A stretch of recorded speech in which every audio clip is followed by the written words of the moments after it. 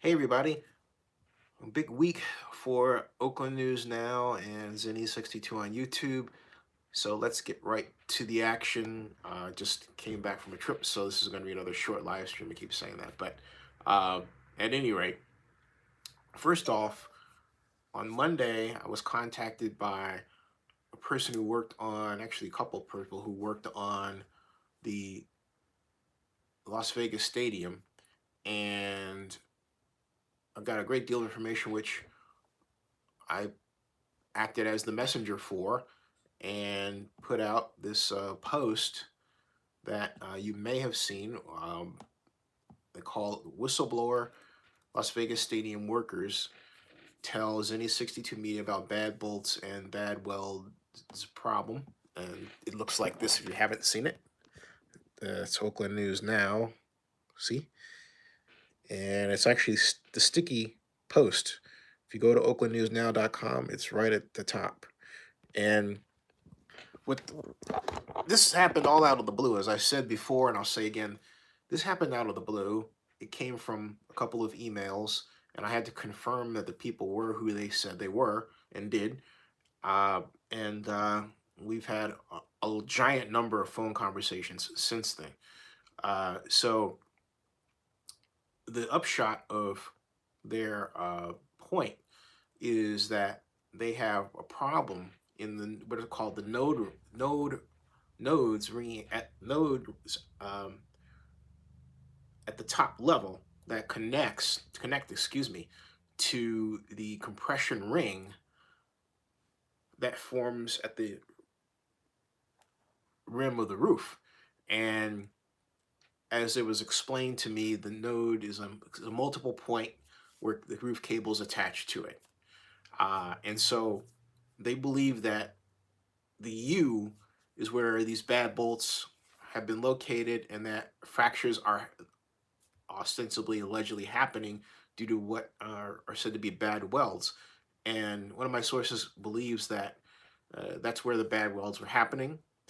And again, that wasn't 100% confirmation, but they do say they're bad bolts and bad welds, and that's a bad combination. Um, and then the source gave an update and said that the compression ring bolts failed, not the node attached to it. Others said that the bad bolts are a problem, but not sure that the fractured welds at the cable connection are a widespread problem. But if they are, that's a real bad problem. All critical welds are supposed to be inspected at the shop prior to delivery. So, I mean, this is a very challenging piece to do for me because my background is in urban planning and architecture, and I took drafting classes, but not welding classes. And there, I'm talking with iron workers, and a number of them have done work for a long, long time, and then you have other types of people on the site, not just the iron workers, that have chimed in as well. This has been a good free for all, and I say that because it was out of the blue, and it happened because one of the people saw, and I believe this other person is working with the other person, and we're all working together under umbrella of anonymity on their part. But they there are some people who finish their time on the job, others who are still there, and they're all texting each other on a regular basis and calling each other on a regular basis. So this is an active thing, this information sharing. And they're not trying to ruin the stadium project at all. They just simply want Mortensen McCarthy and also the subcontractors to do a careful and thorough job of building the stadium from their individual points of responsibility. Okay, so for those people out there who are taking the rather, frankly speaking, juvenile idea that this is something against the stadium, as everything regarding the stadium that has been of a critical nature has come up here at Oakland News Now and Zenny 62 Media, if you take the entire range of criticisms from the hotel tax revenue situation, where I said a long time ago that the hotel tax, basing the bond issue on the hotel tax, was a flirting with danger because the hotel tax was subject to economic forces. And then, sure enough, we discovered that hotel tax was falling because visitation rates in Las Vegas were falling for a number of reasons, like resort fees and the fact that one can be at a casino within an hour's drive of any major American city, and so on. But if you fix that problem, right, you have a better financed stadium, a stadium where the bond issue is less likely to fall on the taxpayers to pay for it because not enough revenues coming in from the 88 100ths of 1% hotel tax rate, which I said was simply not big enough. And a number of people said, oh, you're wrong, you're wrong, you're wrong. And now, for most of this year, Stadium Authority has ran deficits because the stadium hotel tax rate is simply not big enough. So if you take all of these problems that have been identified and you fix them, what do you have? You have a better stadium. Okay? So where we are is that I've had people, another person came in who basically says, as far as the bolt issue, I oversaw a detailed crew of iron workers responsible for the install and torque of structural bolts. During the torque process, bolts were breaking in half. We were told to replace them and hide the bolts. Okay, that was anonymous. And I write in fair, So, hey Juan, how you doing? God bless you. And so I put out this. I sent it to the Oakland Raiders. And I sent it to the Oakland Raiders, and I sent it to specifically Mark Bedane and Will Kiss. And from that, rather than give me a statement, they went to the Review Journal and Rich Villada, and they had Rich go to Don Webb, who they said was speaking at a Republican club meeting, and I thought it was a mistake to put that in there, because whatever. That's what happened. And what resulted from that was an exercise in someone, specifically Villada, not really knowing the story, and therefore not only not knowing what to ask, but not realizing the gravity of what Don Webb told him. Don Webb was the chief operating officer on the stadium. Villada didn't realize the gravity of what Webb told him. And what Webb told him specifically is, he said that in an interview, Webb addressed news reports. They didn't do me the courtesy of saying Oakland News Now, saying Abraham, because I don't know what the reasons are. The trouble is, I think it's a little less than professional, but that's me.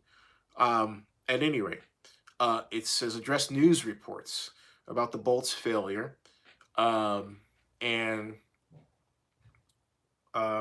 likening the matter to over-tightening and breaking a screw. And Webb said, as a precaution, construction executives delivered the broken bolts to a lab for metallurgical analysis. That inspection found nothing wrong with the bolts, but determined they had been overstressed when attaching the cable net to connecting points along the rim of the roof. And then he says, and that is alarming. Okay? But see, Villada didn't go to school with these folks, and I've been sent to school by these folks over the past few days, and I realized that what I just heard sent off bells. Okay, and at any rate, Webb says that the issue first came to light last month, when that was November, when an independent auditor overseeing construction mentioned it in a report reviewed by the Las Vegas Stadium Authority. Grand Canyon Development Partners, a project monitor hired by the authority to oversee the work by the contractor on its behalf, briefed the board on the interruption of the cable lift and the rescheduling of the work as a result of overstressing of the structural members. Grand Canyon concluded the delay and sequencing of work should not negatively uh, affect the overall completion schedule. Now, I didn't go back to check that, and I will right now to see specifically if indeed that was the case, because I don't. The first time I heard about this bad bolt issue was through Tina Quizon on Twitter, and and then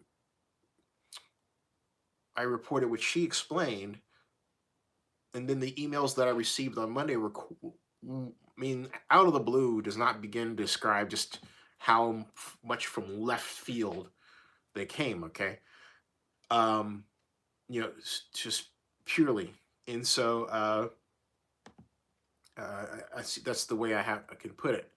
Um, we are. Let's see here. We already had. There's going to be no more stadium authority meetings for this year. The last one was November 18th. And the way they've done the schedule, there have only been 5 stadium authority meetings, 6, excuse me, this year. That's it. Every other month. And so you don't get what you really should have, which is a weekly update of what's happening with respect to the stadium.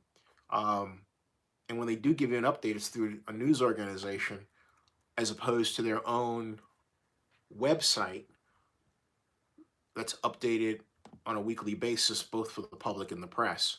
Okay, so at any rate, what he is referring to is, I believe it is the Stadco project status report. Let me see here, and yeah, and he talks about the budget. This is up for October of this year, and he talks. There's the construction monitors report, and he talks about the Grand Canyon development partners provide a series of updates, and it said that they received the project schedule, talked about adjustments to schedule that reflect the current completion of delayed work and ongoing sequencing modification, due in part to, and here's where Webb mentioned in the report, overstressing of the structural members during the current cable net roof installation. Okay, and he says, to this end, the big lift had been suspended until the issue is resolved. And Grand Canyon Development Partners indicates that the cable net roof is not currently the critical path, and as such, the delay should not negatively affect the overall completion schedule. And that is something that the workers that contacted me objected to. Now, but that's all. They didn't continue on with that. Okay, and but what happened was that what wasn't explained in this report was explained to me by the worker. In other words, what wasn't explained is how we got to this point where they were overstressing the structural members. Because the question is, okay, how did that happen? What I was told, and what is in the whistleblower post, is that straight out, what happened was that they were walking through and pulling the cables to see which of the cables were correctly and completely tied to their nodes and wouldn't cause a problem, and then which ones were not, and the ones that were, they pull on, and they would do this at reportedly at 24, sometimes at night, during the night shift, and that's what caused this overstressing. Okay, and they were doing this because they were in a hurry. All right, so think about what you were told by Don Webb, and what the report says is that they said adjustments had been made to the current completion of delayed work and ongoing sequencing modifications, due in part to overstressing of the structural members during the current cable net roof installation, right? But get this, it's actually it's actually reversed, folks.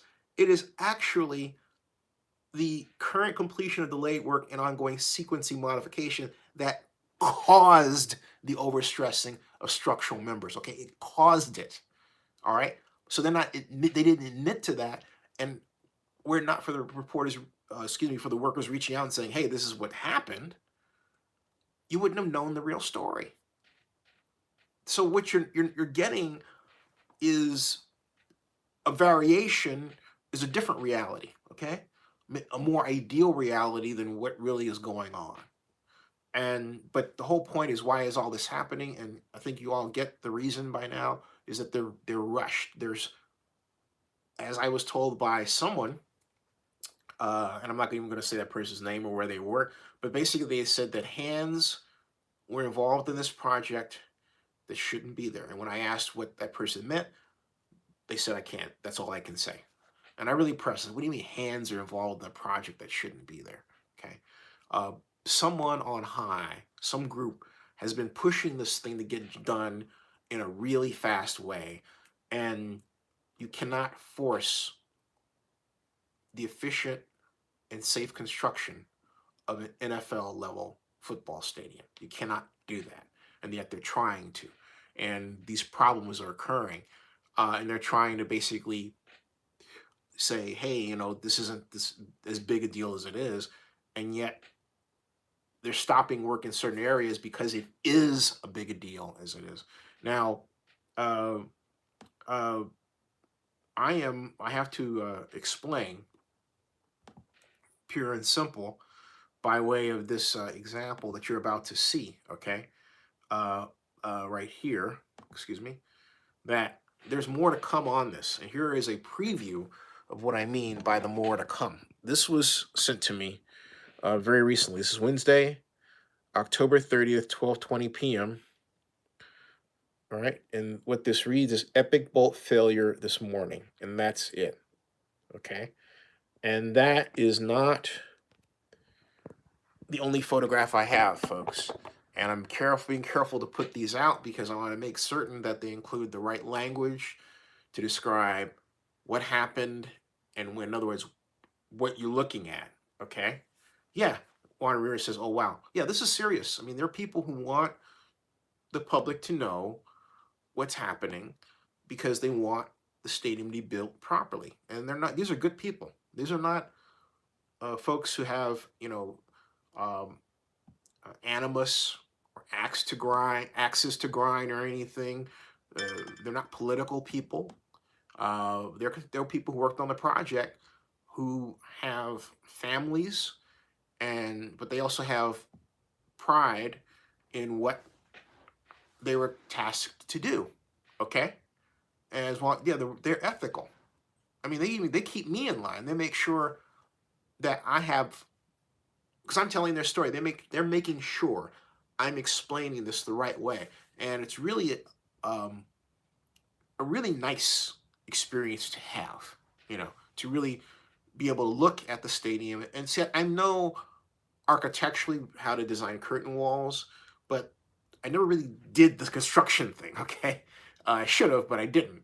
So uh, P4 got. I'll get to that. Uh, at any rate,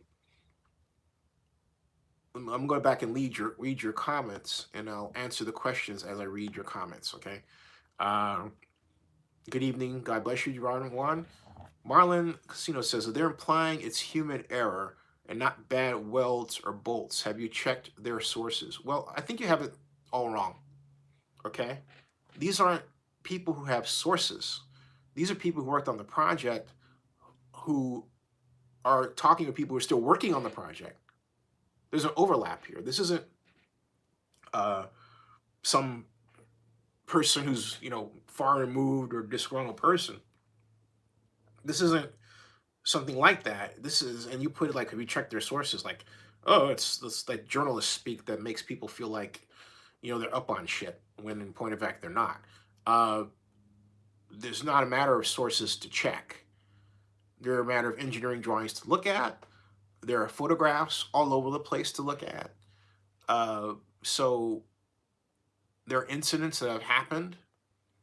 So it's not that way. And I would appreciate uh, dropping that jargon, okay? Because it doesn't fit here. And just, if you have a question about a specific item or point, ask the question, but don't give me the pseudo intellectual stuff. I find it really annoying. Yeah, I really do, because it prevents this I call it pseudo intellectualism, white supremacist media, where hey, we can ask the questions, but you can't ask the questions of us and all this other stuff. Uh, and I did say it just like that. Uh, is galling, and when you realize just how much damage has been done to society with that form of media, YouTube will change how you think about how media should be done. And right now, I'm proud to tell you that I am blessed that these gentlemen have come to me with their stories and move forward and asked me to move forward appropriately, carefully, and respectfully. Okay, um, so so at any rate, uh, Gonzo says I see Raiders and UNLV are getting along. Awesome. And Ron Ramirez says cutting corners will be costly in the long run. Raider Gann says, well, Raider Gans, how you doing? Corey Brown says they want to complete ASAP at any cost, it seems. I say it's better to err on the side of caution and safety and do it right, even if it takes longer. Yep. Donis Jared Joe says, any update regarding UNLV story? Well, according to Gonzo, the Raiders and UNLV have gotten along and straightened out. That's not something I looked at um, in depth, because quite frankly, because this thing got dropped in my lap and I'm one person. Um, so I rely on people like yourself to give me updates. And if somebody wants to guest blog or vlog, hey, come on in. As I say, the water's nice and warm.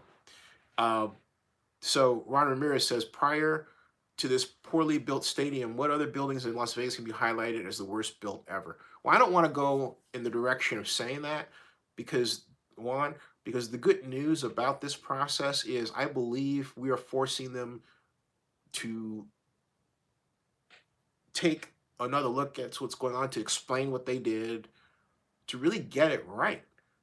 And so I don't believe, okay, at all, okay, I don't believe that at all uh, uh, is going to result in a substandardly constructed stadium. The opposite. It's great to ask questions, okay? It is great to say, hey, is this what's happening here? Is this supposed to happen this way? What's going on with this problem? Tell us the real skinny and fix it. If you need extra money, go to the Nevada legislature and negotiate and get it. But this acting like everything is hunky-dory is like, oh, you know what I mean?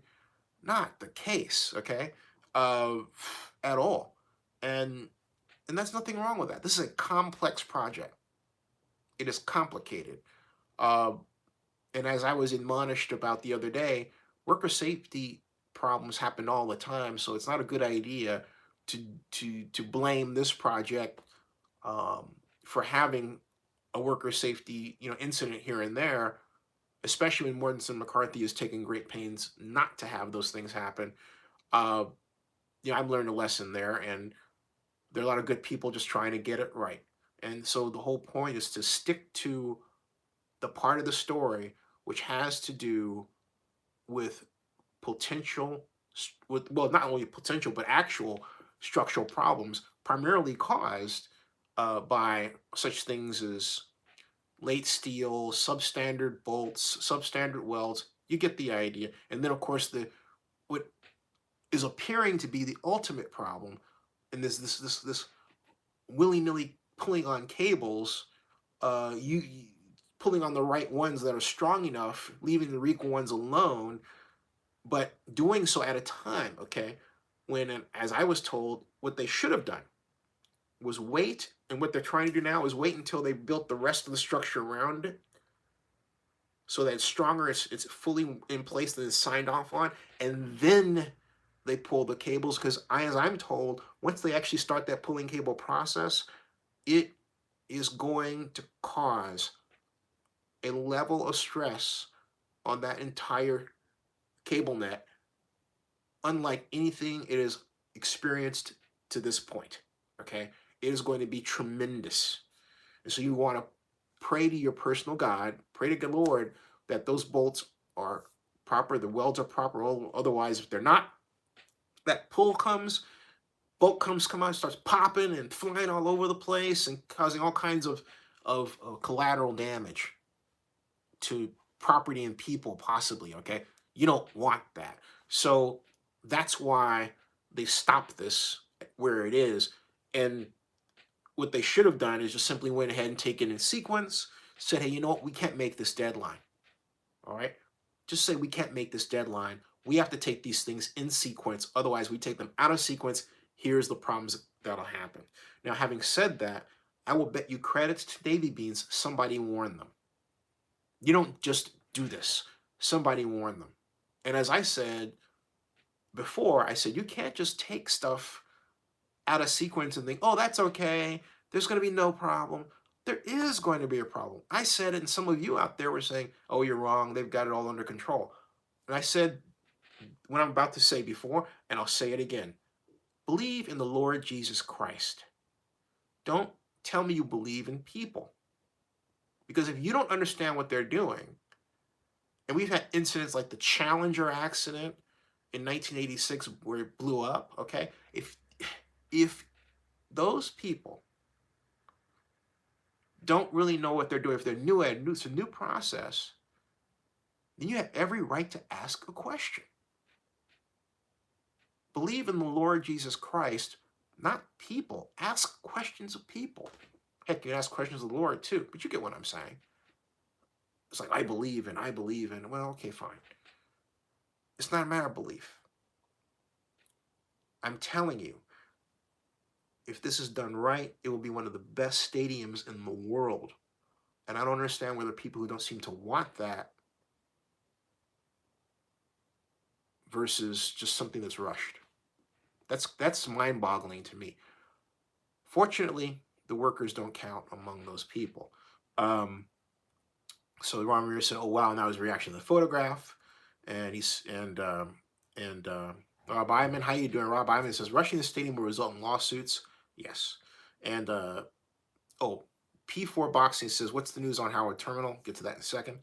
And I'll say that now since that's the most next to the last question, right? The news is that the community meetings are still going on. Dave Cavall, I understand, raised the issue regarding the Howard Terminal versus Coliseum problem at the baseball winter meetings. And they were all shocked that he was going through what he was going through. But the problem is that the A's stand to gain $1.4 billion in tax increment revenue from an industrial zone around it. And gets this, that zone, the legislation is written in such a way that they can use part of that revenue, this new district organization, this new powerful redevelopment organization, can use that money, get this, anywhere around Oakland, where the need is deemed to be appropriate. It's right there in the Senate Bill 293 legislation. People don't have any idea. I don't know what's going on with society today. But it's like the minds are collectively mush. People don't understand how powerful a redevelopment organization was just signed into law by Gavin Newsom on October 11th of this year. It's like, it's like they just kind of like, I don't know, and I think what's happening to our society is very much what was forecasted to happen way back in 1988, when this Harvard researcher first warned us that by the study that we were going to be, as we move forward in time, I don't want to say advanced in society, but we were going to be a workforce that was basically working so many hours that leisure time was cut almost to zero. Now, what does that mean? It means the time to sit back and just study what's going on around you. Read the news, hang out with your friends, take care of your family, recreate, luxuriate, do whatever you ate, right? As you all know now, because some of you out there maybe working 3 jobs, and we call them the gig economy.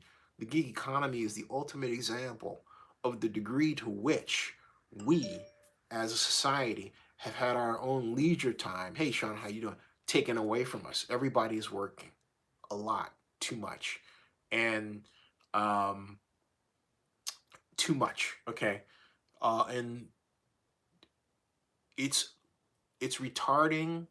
Hey, Black Lion, how you doing? It's retarding our ability.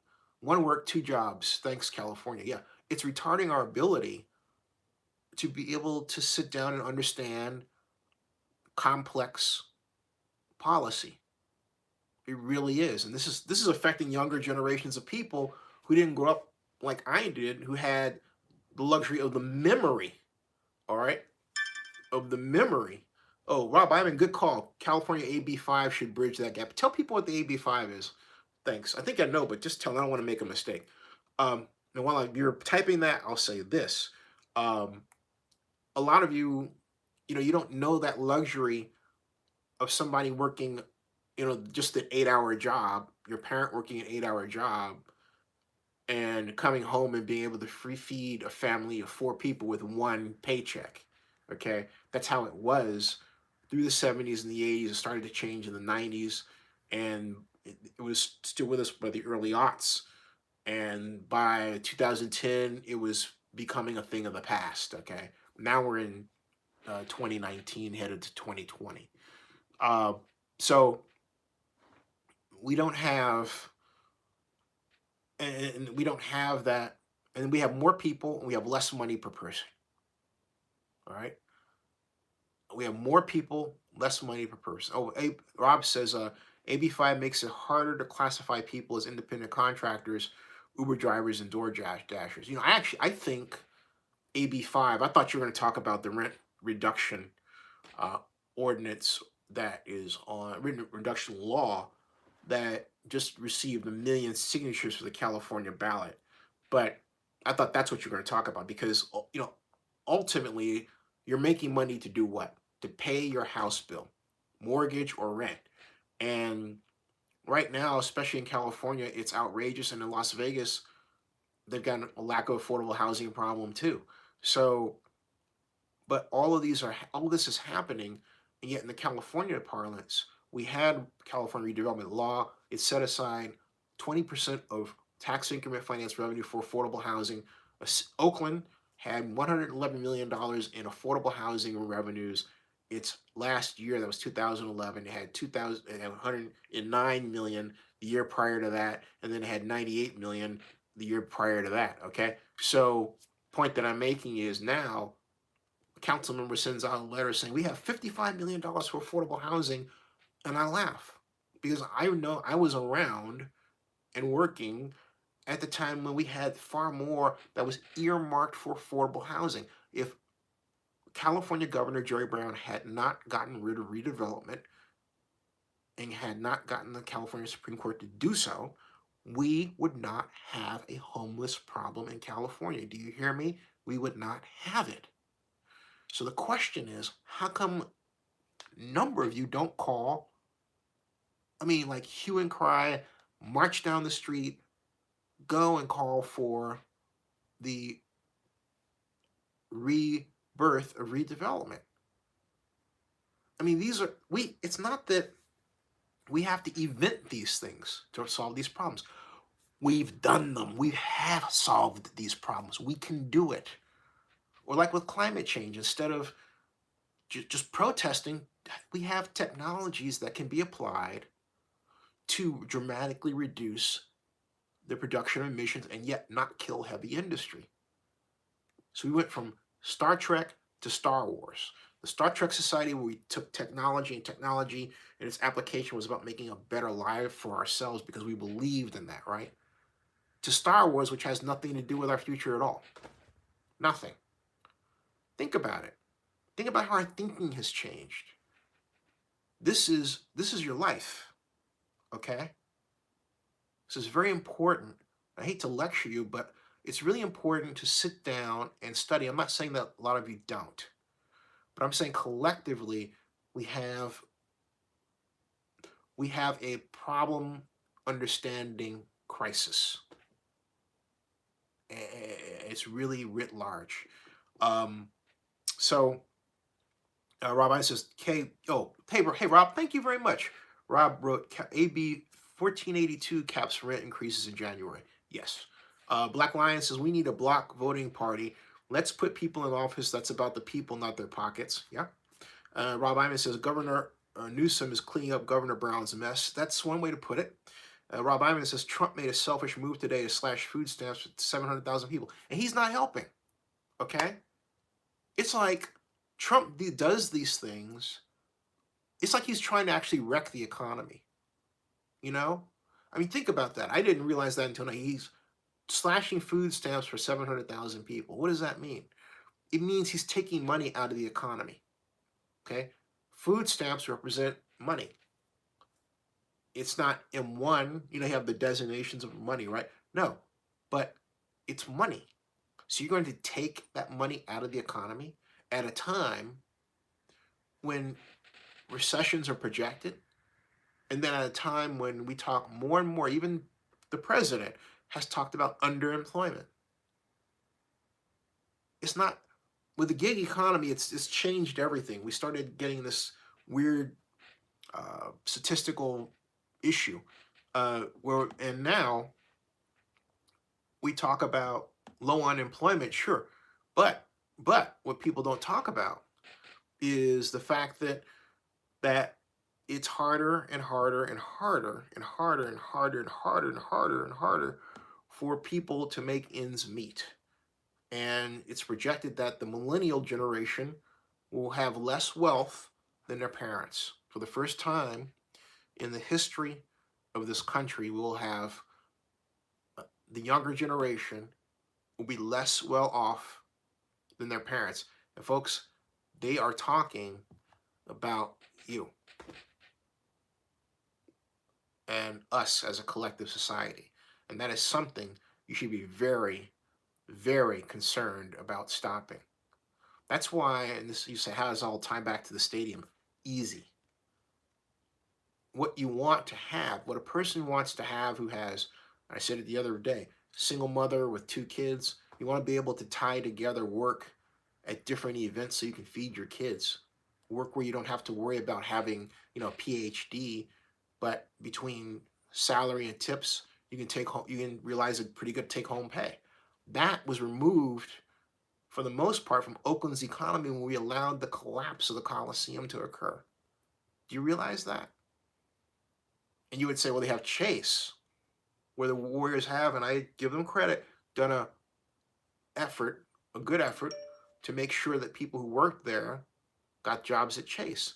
But what I'm saying is that the one thing they can't do, okay, like Lance says, facts, thanks, man, but the one thing they can't do easily, because it's not one complex, is say, I'm going to go and work the A's game, and then I'm going to stick around in the facility, and I'm going to walk across the street, across the plaza, and work the Warriors game, because it's all right there, right?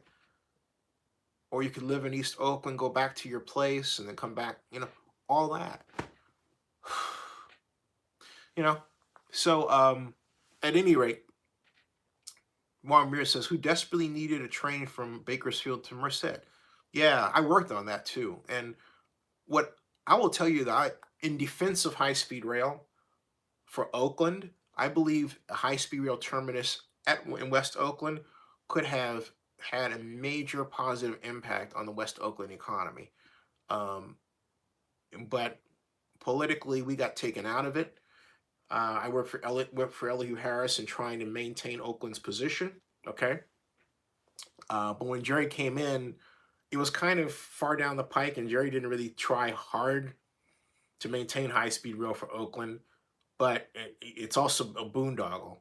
I can talk for a long time about high-speed rail, and maybe I'll do that in another live stream, not tonight, because it's not fair to those who want to talk sports like me. So, hey, Cowboy Wrestler is here. And, Rob Iman says, Cal possibly playing the Red Box Bowl at Levi's. Is that right? Let me, I need to catch up because I'm We're in the colors. In fact, I got on the plane. This guy says, "Go Bears." I said, "Go Bears." That was this morning. Um, and so, go Bears, go Bears. Let's see, Cal football. Google search. Let's see if there's any information on that. News and Cal football linebacker Evan Weaver snubbed. Uh-oh, that's bad. Let's see here. Bowl game. Cal football bowl game 2019 bowl projections. Oh, this is from Cal. One of my favorite, actually, my favorite Cal football related blog is California Golden Blogs. And let's see. This is a projection. I'm seeing Red Sox Bowl, Red Box Bowl, excuse me. Most sources think we'll be spending the holidays close to home. Okay, well, look, it's a bowl. I'm happy. We're 7-5, 4-5 in the conference, right? Pac-12. So we are projected for something called the Red Box Bowl, and that's most people think we'll be going there. And so the question is, what the hell is the Red Box Bowl? I mean, I just write Red Box Bowl. I mean, Red Box Bowl. Yes, Red Box Bowl. It is the Red Box Bowl is a postseason college football game certified by the NCAA, I would think, that has been played annually since 2002. Wait a minute. This was the okay. This was the Emerald Bowl and the Fight Hunger Bowl and the Foster Farms. Okay, and it will be played in Santa Clara at AT&T Park, Levi's Stadium. All right, that's cool. All right, I like that. Can take the Cal train down there. Stops right off at Levi. Walk across. Cheer on our sturdy golden bear. You know, I like that. I like that, especially since, you know, home in Oakland, right? Perfect. I like that. All right, so let's talk Raiders versus Titans. Ugh. All right. Do you know what the Raiders offense is ranked? It's ranked 23rd in the NFL. How did we fall so low? Yet we're going up against the Titans offense, which is ranked 15th, and they have one of the top 10 rushing offenses in the league. How do we win? You would say stack the box and force Ryan Tannehill to throw. I think that's a dangerous proposition myself.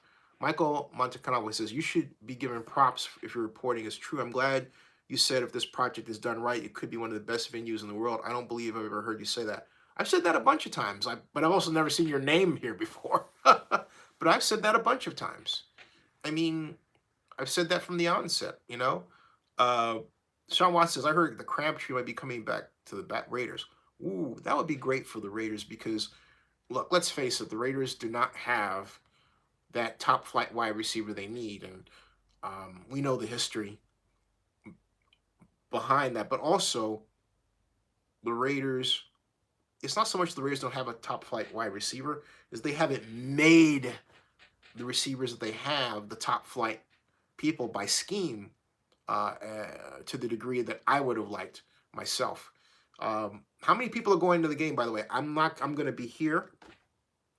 There's nothing like a tailgate. Enjoy those tailgates, man.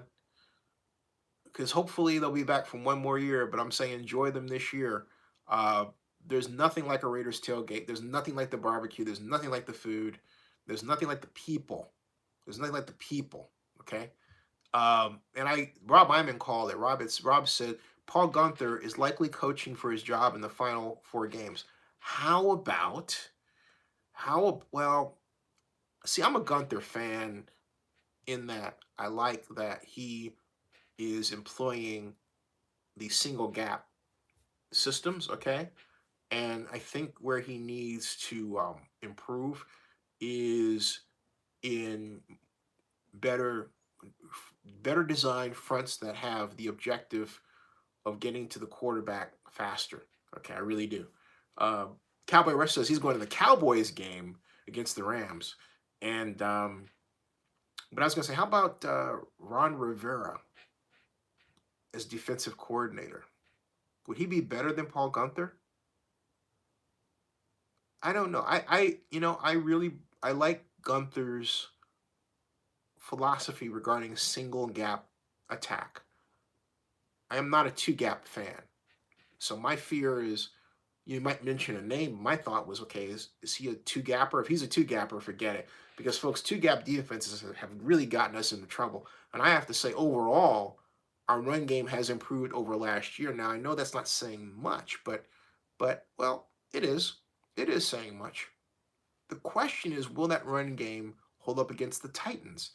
And my concern is that a number of teams have attacked us from straight ahead. Hey, how you doing, John? Straight ahead on our defensive ends, starting from, they'll start one side and they will use the inside zone blocking and influence the line in this way with the back, and the back picks comes out the weak side. And too often our rookie defensive ends get isolated and blocked, and we've seen running backs pick up yardage in big chunks like that. So you would say, okay, how does one combat that? And my first approach would be to use a barrel look and then literally force the linemen of my linebackers out toward the tackle area, where they're in better position to seal up the backside runs, whichever direction it comes from. And I would also run blitz quite a bit with my cornerbacks and safeties. And yes, I did say that. Okay, I did say that. So, and Rob Ivan says Raiders should have Dan Quinn as DC. I know. I I like Coach Quinn a lot. However, I am not in favor of. Look, you're asking. This is what you're asking. Okay, you're asking us to bring back the uh, the Jack Del Rio slash Ken Norton slash uh, uh, John Pagano defense that got us into trouble, because that's what Dan Quinn is going to bring in. This is the Seattle defense, okay? And people have caught up to that for the most part. It does feature two gapping, and the way Quinn has evolved in its play is such that all too often his players are out of position and they're caught pads up high. They get blocked, and the defense gives up huge chunks of yardage. Where it's great is that it allows a great defensive player can freelance within it and make plays. But that's great for individual stats. So you'll have somebody like a Grady Jackson, defensive tackle with the Falcons, just getting these great stats, but then the defense isn't stopping the opponent. Okay? So Rob Ivan says Marquand Manuel would be another option for the Raiders. See, I want, instead of names, I want schemes. I want you to tell me what kind of scheme we're going to run. Forget the names. Okay? I want to know what kind of scheme we should run. We say, this is the scheme that we want, and then we get a person who's most closely in line with that kind of scheme to coach it. All right? But I want to know what scheme we should run, not person. Although I did mention Ron Rivera that started this whole thing, didn't I? So, but I would, that I would really like that. So, yeah, I would like to know.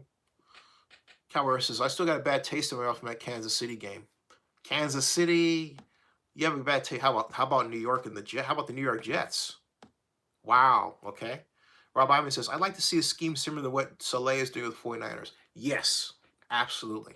Yeah. I love how they attack. In fact, that's actually perfect. I'm glad you mentioned that. My question is, do we have in full the personnel to pull that off? But I think we could easily develop that. And yeah, I think you're absolutely right. I really do. Cowboy Rush says, I'll this KC game because it looked, and then it's gone. And Yeah. So, folks, it is roughly 12:24 at night. So I'm gonna go for about 10 more minutes, and then I'm gonna call it a night. Mainly because, unfortunately, we had a death in the family that having people come tomorrow, and we gotta head to Alabama. Gotta head to Alabama. Cowboy versus, I'll say the KC game because it looked like the Raiders flat out quit. It We were out coached in both cases. We were out coached. Rob Ivan said, I think Saleh will end up in Atlanta next season. What do you think will happen? Having said that, what do you think will happen with the Carolina Panthers? And by the way, yours truly has been credentialed to cover the NFL owners meeting by again. It's in Las Colinas, Dallas. Okay, so yeah, but what do you think will happen? What do you think will happen? Who do you think should be worthy of the mantle of head coach of the Carolina Panthers? And Cowboy Rusher says Mike McCarthy will be the head coach, and Rob Iman says I'm projecting Greg Roman goes to Carolina. That would be a great hire. But what about Eric Bieniemy? Hmm. And John Acala says, I saw today that the Titans have allowed the most sacks in the NFL this year. Let's see if the Raiders can take advantage. And I think if I'm the Titans, I'm looking at how the Raiders rush defense has performed in the past two games, and I'm simulating what was done, and then I'm using the run to set up the pass. Okay, that's the most logical approach, especially given the sack issue, right? Rob Iman says Roman can do wonders for McCaffrey and Cam Newton. And Cam Newton. Cowboy Rush says it looks like Schumer is out of New York. Is that official?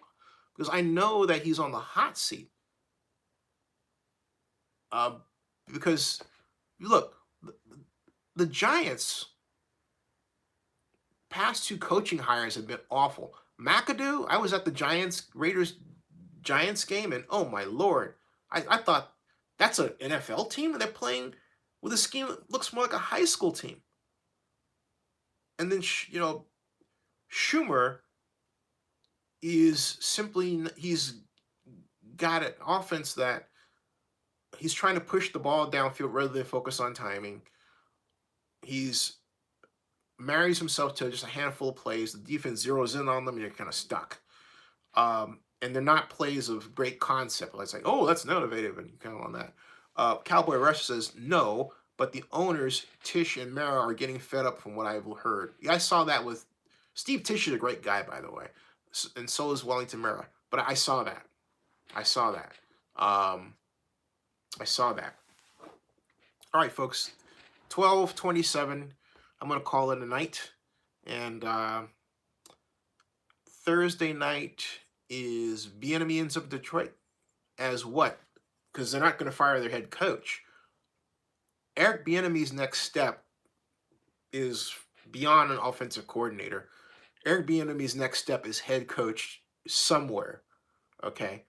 Uh, if Eric Bieniemy does not have a head coaching job next year, I think there will be a storming of the gates to find out what the heck is going on. Um, you know, Cowboys versus maybe the Redskins. Yeah, I think the Redskins are the best shot for him. But Rob Iman thinks that Martha Ford is going to rearrange a clean house. That's interesting. I need to get Eric Metz on here one day to talk about this. All right, folks, bedtime. Live long and prosper. And by the way, did you see the Bond trailer? I got to put that up before I go to bed. They sent me a press release. I got a press release from the Bond people. Ah. Good night, everybody. I'll see you. I'll see you. Thank you, Cowboy Russell. Thank you very much for the prayers. Thank you. Thank you. Thank you, everybody. I'll see you. They stay. Yeah, definitely. I'll see you. God bless you. Thank you.